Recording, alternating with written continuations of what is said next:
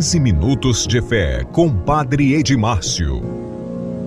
Louvado seja nosso Senhor Jesus Cristo, para sempre seja louvado. Bom dia a todos, que bom estarmos reunidos nesta manhã do dia 20 de outubro de 2020, nesta terça-feira.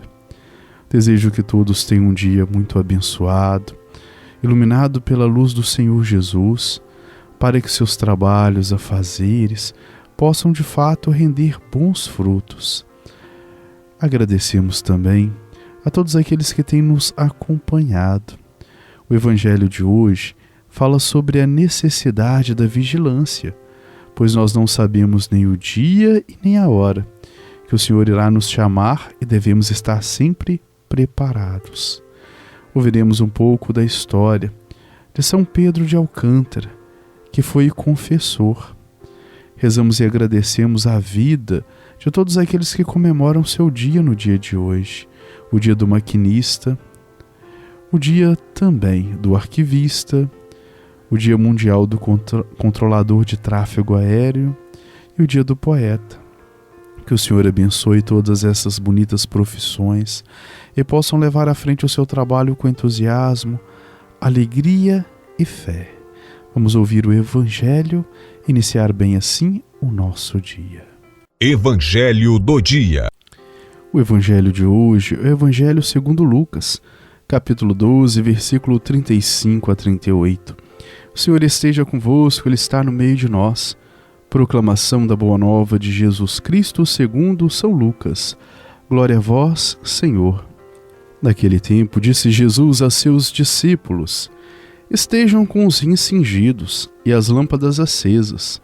Sejam como os que esperam seu Senhor voltar de uma festa de casamento, para logo lhe abrir a porta, assim que ele chegar e bater.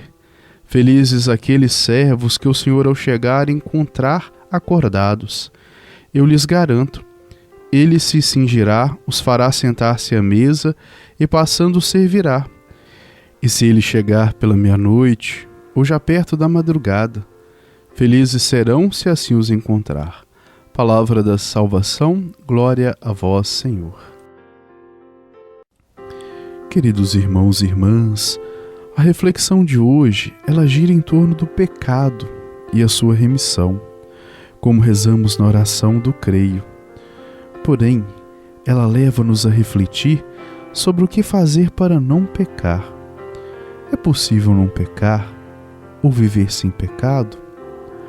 Paulo mostra que o pecado reina no mundo desde a sua criação, isto é, desde Adão até Moisés e de Moisés até os nossos dias. Porém, onde abundou o pecado, superabundou a graça. É assim em toda a história da salvação. A graça de Deus é sempre maior que todos os pecados. Mas de um modo especial no Novo Testamento, com o advento de Jesus Cristo. Ele veio ao mundo para remir nossos pecados. Se pela ação de um só homem, Adão, o pecado entrou no mundo, diz Paulo, por um só homem, Jesus Cristo, a humanidade foi salva do pecado.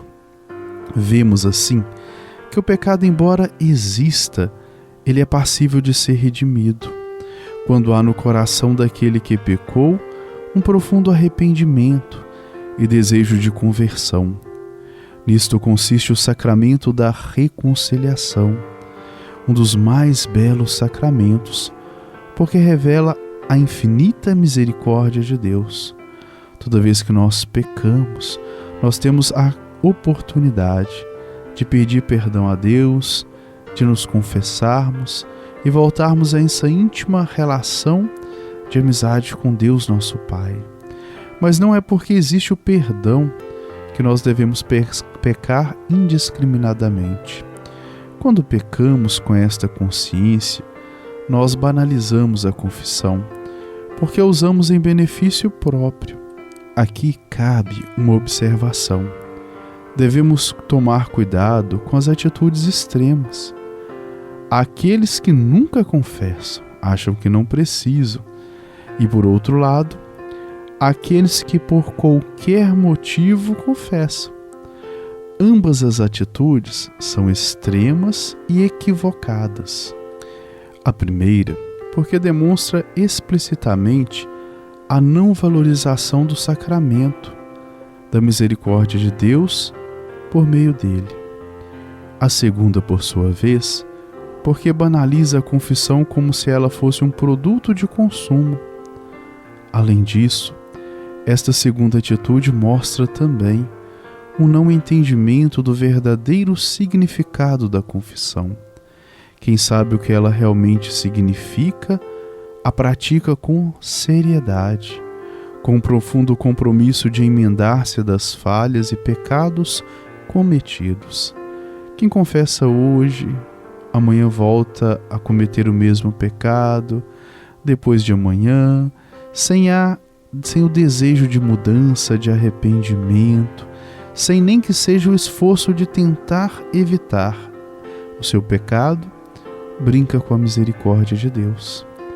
Assim sendo, a atitude mais sensata diante de tudo isso é a vigilância. Estar atento para não errar, não pecar. Quem vigia corre menos risco de errar e tem seus esforços reconhecidos por Deus, diz o Evangelho de hoje. Neste Evangelho, Jesus pede a vigilância usando uma linguagem figurada, comparando a atitude de quem vigia com a dos servos que esperam acordados o seu senhor voltar da festa de casamento e que abrem imediatamente a porta assim que ele bate. O Senhor ficará tão satisfeito com a prontidão dos servos que ele mesmo os servirá. Assim Deus fará conosco, se nos encontrar vigilantes, com os rins cingidos e as lâmpadas acesas, isto é, trabalhando na sua messe, sempre pronto para servir o irmão, não importando o momento. É o que Ele quer de cada um de nós. Vigilância contra todo tipo de atitudes que configurem pecado, principalmente o pecado da acomodação, da negligência, da falta de compromisso com a vida. Jesus, ao ser crucificado, lavou o pecado da humanidade. Cabe a nós fazer jus a este gesto extremo de amor. Faremos isso se formos sempre atentos e vigilantes e prestativos. Que o Senhor nos auxilie, nos ajude e nos abençoe. Louvado seja nosso Senhor Jesus Cristo, para sempre seja louvado. Santo do Dia. O santo do dia de hoje é São Pedro de Alcântara. Ele foi um frade franciscano espanhol que fez grandes reformas na sua ordem religiosa, a Ordem dos Capuchinhos, no Reino de Portugal. Ele nasceu no seio de uma família nobre, estudou direito na Universidade de Salamanca, mas abandonou os estudos e tomou uma vida religiosa em 1515, no convento de São Francisco de los Majarretes, perto de Valência de Alcântara, onde tomou o nome de frade Pedro de Alcântara. Foi ordenado em 1524, com 25 anos. Viajou até Portugal em 1539 para ajudar o seu parente Martim de Santa Maria Benavides a reformar uma das províncias franciscanas. Ele iniciou a reforma da Ordem dos Frades Menores Capuchinhos mediante as regras alcantarinas, hoje conhecidas como de estrita observância. Mais tarde foram os arábidos, que foram colocados no convento de Mafra por Dom João V. Acabaram por ser expulsos de Portugal quando da implantação do liberalismo no país, sendo então reintegrados na Ordem de São Francisco. Em 1557 estava no Reino de Portugal, que tanto amava. Ele era um notável pregador e místico, amigo e confessor de Santa Teresa de Jesus, a quem terá ajudado, em 1559, na tarefa de reformar a Ordem das Carmelitas e de São João da Cruz, escreveu o Tratado da Oração e Meditação, que terá sido polido por São Francisco de Sales. Veneração. Disse também que Pedro dormiu muito pouco e que ele sempre dormia sentado, porque ele estava a maior parte do tempo acordado, enquanto seus irmãos frades estavam dormindo. Ele é o santo padroeiro dos adoradores noturnos. Foi beatificado em Roma pelo Papa Gregório XV, em 18 de abril de 1622, e canonizado pelo Papa Clemente IX, em 28 de abril de 1669. A festa de São Pedro é comemorada em 18 de outubro, um dia após sua morte. Por ser a festa de São Lucas Evangelista, celebrada em 18 de outubro, o dia da festa de São Pedro foi a princípio atribuído a 19 de outubro, quando em 1670 foi incluído no calendário católico romano de santos. Devido à importância supostamente limitada da festa de São Pedro em todo o mundo, essa foi removida em 1969 do calendário geral, deixando-a para ser incluída nos calendários locais, se assim for desejado. Mas a inclusão de São Pedro de Alcântara no Martirológio Romano, como um dos santos de 18 de outubro, significa que a ele ainda se pode ser dada as honras oficiais em toda parte, e católicos tradicionalistas ainda continuam a usar as versões anteriores a 1970 do calendário romano geral, como permitido em relação apenas à liturgia de 1962 pelo Papa Bento XVI em sua carta apostólica Summorum Pontificium.